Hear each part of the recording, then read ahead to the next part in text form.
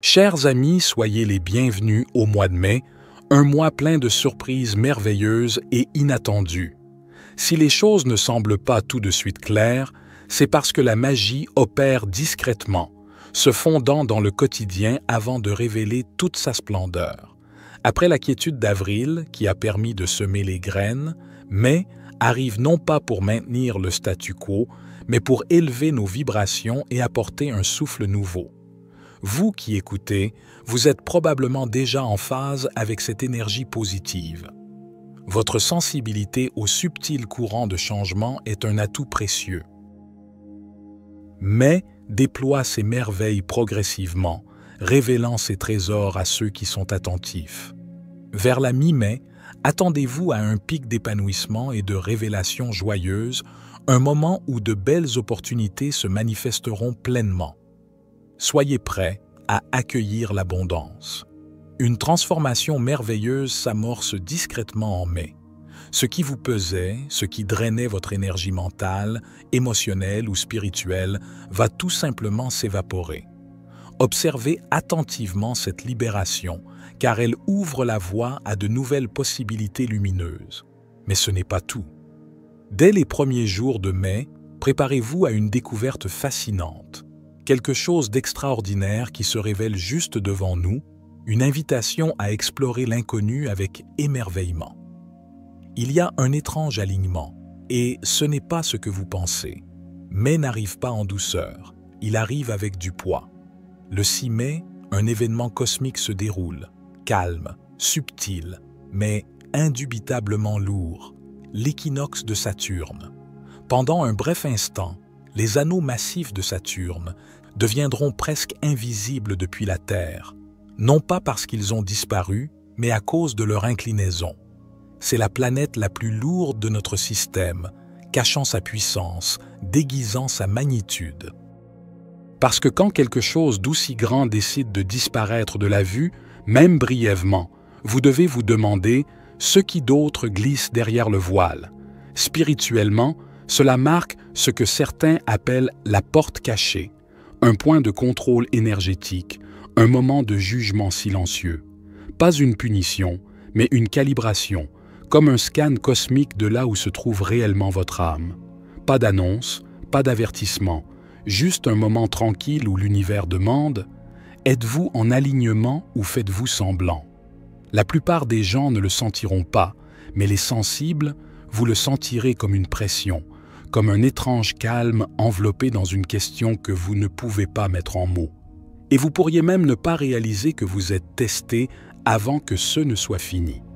Et cette porte, elle ne s'ouvre pas longtemps, ce qui signifie que ce qui se passe juste après sa fermeture pourrait surprendre même les plus intuitifs d'entre nous.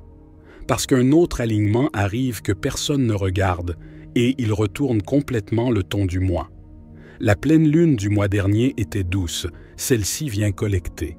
Avril a fait des promesses. Il s'est enveloppé dans des ciels doux et de douces illusions. La pleine lune rose a murmuré la beauté, la romance, la guérison, un sentiment que peut-être, juste peut-être, les choses s'adoucissaient enfin.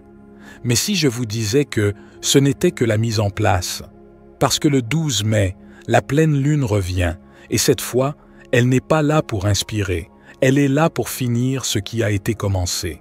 Cette lune ne laisse pas d'espace, elle en exige. Elle ne demande pas comment vous vous sentez, elle demande ce que vous avez fait. La monnaie émotionnelle d'avril, cette lune est là pour l'encaisser. Il y a une netteté dans l'air à mesure que nous nous en approchons, une intensité agitée. Si vous avez attendu, hésité, tourné autour de quelque chose, cette lune ne vous laissera plus attendre. Elle n'est pas douce, elle n'est pas subtile, c'est le moment où l'univers dit « Vous l'avez senti, maintenant prouvez-le ». Attendez-vous à des confrontations, pas seulement avec les gens, mais avec la réalité. Accords, intentions, relations, les choses se clarifient rapidement, et pas toujours d'une manière que vous attendiez. Certaines portes que vous avez laissées ouvertes le mois dernier se claqueront, d'autres que vous avez oubliées s'ouvriront et vous appelleront. Si vous avez surfé sur l'espoir, chevauché l'énergie du potentiel, préparez-vous au résultat. Cette lune n'est pas là pour refléter, elle est là pour révéler. En mai, votre voix intérieure cesse de murmurer et commence à parler clairement. Il y a quelque chose de différent en mai, pas seulement dans le ciel, mais en vous. C'est comme si votre intuition avait été redémarrée, le brouillage se dissipe. En mai, le pressentiment devient une boussole, le rêve devient un message, le doute devient un signal. Vous le remarquerez d'abord dans les petites choses, une pause avant de répondre à quelqu'un, et soudain vous connaissez la vérité derrière ces mots. Ou peut-être est-ce un rêve qui persiste, non pas parce qu'il était étrange, mais parce qu'il semblait que quelque chose parlait à travers lui. Il ne s'agit pas de devenir psychique, il s'agit de se souvenir à quel point vous êtes déjà connecté, et le bruit qui bloquait ce signal s'amenuise. Mais ne vous rend pas plus intuitif, il rend impossible d'ignorer ce qui essaie déjà de vous atteindre. Ce changement n'est pas bruyant, ce n'est pas un éclair, c'est un doux clic profond en vous, et soudain vous le savez. Vous commencerez à reconnaître ce qui est sûr, ce qui semble faux, et ce qui vous pousse tranquillement vers l'avant. Et si vous faites confiance à cette voix, même quand elle vous surprend, vous commencerez à bouger différemment. Vous direz non plus vite, vous sentirez oui plus fort, et les choix qui vous paralysaient auparavant sembleront évidents, parce que c'est le début de quelque chose de plus grand, quelque chose qui essaie de vous atteindre depuis avant même que vous ne sachiez chercher, et bientôt cela se manifestera de manière que vous ne pourrez pas ignorer. Ce mois commence par la lumière et se termine par le silence, mais ne se déplace pas en ligne droite, il s'étend d'un bout à l'autre du spectre. La pleine lune du 12 mai et la nouvelle lune du 27 mai ne sont pas seulement des opposés, ce sont des extrêmes. La pleine lune commence le mois comme une sirène, elle inonde le champ émotionnel. Des choses surgissent, des conversations, des décisions, des vérités qui ne peuvent être ignorées. Elle braque un projecteur là où les ombres essayaient de se cacher.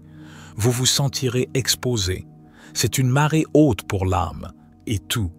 Ce que vous avez enterré remonte à la surface. Mais ensuite, juste au moment où vous commencez à vous ajuster à cette luminosité, la lumière est coupée. La nouvelle lune arrive, et elle ne parle pas, elle avale. C'est le genre de silence qui est bruyant, lourd. Vous pourriez avoir l'impression que rien ne bouge, que le temps ralentit. Mais ne confondez pas ce calme avec la paix. Ce silence vous teste. Il ne demande pas ce que vous voulez manifester, il ne vous invite pas à réfléchir. Il observe comment vous agissez quand personne ne regarde. Ce mois est une balançoire spirituelle. Un instant, vous êtes hyper conscient, sursensible, presque surstimulé. L'instant d'après, c'est comme si l'univers se taisait et vous laissait décider par vous-même. Vous vous sentirez étiré, comme si le cosmos tirait votre cœur dans une direction et votre esprit dans une autre. Non pas pour vous briser, mais pour voir si vous plierez. C'est une étrange gravité émotionnelle, un magnétisme entre l'exposition et le retrait. Et si vous résistez à l'un ou l'autre côté, cela devient plus difficile. Mais si vous vous abandonnez à l'attraction, vous remarquerez quelque chose. Votre point d'équilibre interne commence à se déplacer, et à la fin du mois, ce qui semblait autrefois instable commence en fait à se sentir aligné.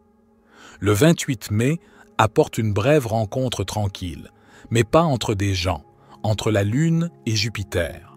Ce n'est pas juste un autre événement céleste, c'est une négociation cosmique. Jupiter, le géant de l'expansion, de la chance, de l'abondance, se retrouve face à face avec la Lune, la gardienne de l'intuition, du mystère et des émotions cachées.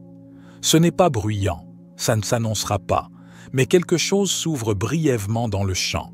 Une petite porte, une lueur, un murmure d'opportunité.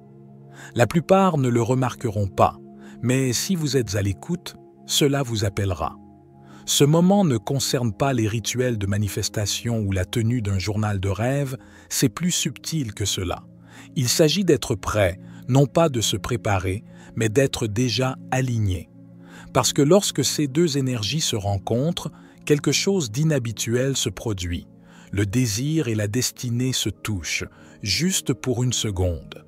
Et si vous êtes au bon endroit mentalement, émotionnellement, énergétiquement, cette seconde suffit.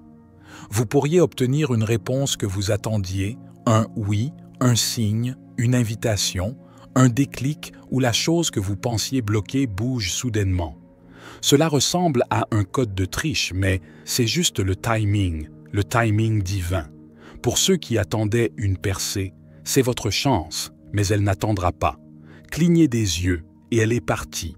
Et voici le rebondissement. Ce moment, il ne se produit pas sous les projecteurs, il se cache dans le banal, l'ordinaire. Observez qui vous appelle ce jour-là. Observez ce qui surgit de nulle part. Observez la chose que vous ignorez presque. Parce que Jupiter ne crie pas, il murmure à travers la Lune, et vous n'avez qu'une chance de l'entendre. Vous vous souvenez quand je vous ai dit que quelque chose qui vous épuisait cesserait soudainement de vous affecter? C'est pourquoi. Il y a un changement. Ce mois-ci qui ne vient pas des étoiles, il vient de l'espace entre elles, le courant invisible qui balaie quand vous avez tellement dépassé un schéma qu'il ne vous reconnaît même plus. Pensez à cette chose, cette personne, ce lieu, cette habitude ou cette attente, celle qui semblait toujours vous aspirer de l'énergie, comme si elle avait sa propre gravité. Vous n'avez peut-être même pas remarqué qu'elle s'éloignait, mais c'est le cas. La chose qui vous déclenchait ne frappera plus de la même manière. La boucle dans laquelle vous étiez pris n'est plus codée pour qui vous devenez. Vous n'avez pas besoin de prendre une grande décision, vous n'avez pas besoin de la couper ou de la brûler, parce que vous n'êtes plus dedans. Vous vibrez hors de portée. Ce n'est pas une métaphore, c'est un réel changement de compatibilité énergétique. Certaines choses que vous portiez ne semblent plus lourdes maintenant parce que vous êtes sorti de la dimension où elles existaient. Vous devenez quelqu'un que vos problèmes passés ne peuvent pas atteindre, et c'est pourquoi cela semble si calme. Pas d'explosion, pas de drame, juste de l'espace. Le ciel est sur le point de laisser un message derrière lui. La pluie de météores des États aquarides atteindra son pic le 6 mai, mais ce ne sera pas la fin, ce n'est que le point d'allumage. Les pluies de météores ne disparaissent pas. Elles laissent de la poussière, des résidus, une traînée de fragments à haute fréquence qui persistent dans le champ terrestre longtemps après que les lumières se soient éteintes. Et pour les sensibles, les empathes, ou toute personne même légèrement à l'écoute, cette persistance compte. Le sommeil pourrait commencer à sembler différent, le temps pourrait se tordre un peu, vous pourriez sentir une vague attraction, comme si votre nom était appelé depuis un rêve que vous n'avez pas encore fait. Que se passe-t-il lorsque le ciel est jonché de débris à haute fréquence? Votre champ les capte, parfois sans que vous vous en rendiez compte. Certains peuvent se sentir déconnectés, comme s'ils flottaient au-dessus de leurs propres pensées. D'autres pourraient ressentir une étrange nostalgie d'un lieu où ils ne sont jamais allés ou d'un souvenir qui n'est pas le leur. C'est l'écho magnétique, la réverbération de la poussière cosmique. Ce ne sera pas bruyant, mais ce sera persistant, et cela n'affectera pas seulement l'humeur, cela peut perturber la clarté et même votre boussole interne. Il ne s'agit pas de peur, il s'agit de conscience. Parce que lorsque le cosmos murmure à travers des particules au lieu de planètes, seuls ceux qui prêtent vraiment attention peuvent l'entendre. Alors, si les choses semblent légèrement décalées après le 6 mai, ni bonnes ni mauvaises, juste décalées, vous n'imaginez rien. Vous marcherez à travers les douces séquelles d'un ciel qui s'est ouvert et a laissé sa signature derrière lui. Laissez-le vous traverser, laissez-le écrire quelque chose, car cette poussière ne fait pas que se déposer, elle altère tout, tout.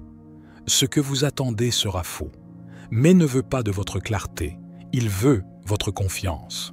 Pas la confiance qui vient de savoir où les choses vont, mais la confiance plus profonde, celle qui sait comment avancer quand la route disparaît. Et voici le truc, mais c'est exactement ce que vous espérez. Il sait ce que vous vous attendez à voir se dérouler, ce pourquoi vous vous êtes tranquillement préparé, ce que vous avez déjà commencé à vous dire qu'allait enfin arriver. Et puis, il brouille le code. Vous penserez que vous cherchez l'alignement, mais l'acte même de chercher devient le blocage. Vous essaierez de suivre vos anciens repères, de lire les signes comme avant, mais ils ne parleront plus la même langue. Le signal change en plein milieu de la phrase. Ce n'est pas le chaos, c'est une chorégraphie, mais la musique sur laquelle elle danse est une que seule votre âme se souvient, pas votre esprit, mais n'est pas linéaire. C'est une spirale. Au moment où vous pensez avoir atterri quelque part de familier, le sol se dérobe sous vous, parce que vous n'êtes pas censé répéter cette version de l'histoire. Vous êtes censé la réécrire au fur et à mesure. Et c'est ce qui rend ce mois dangereux pour ceux qui exigent la certitude, car mai ne récompense pas ceux qui ont les bonnes réponses. Il récompense ceux qui peuvent sentir leur chemin à travers le brouillard sans broncher. Merci beaucoup pour ce précieux temps que vous m'accordez. C'était David, pour la sagesse infinie. Soyez bénis, mes amis.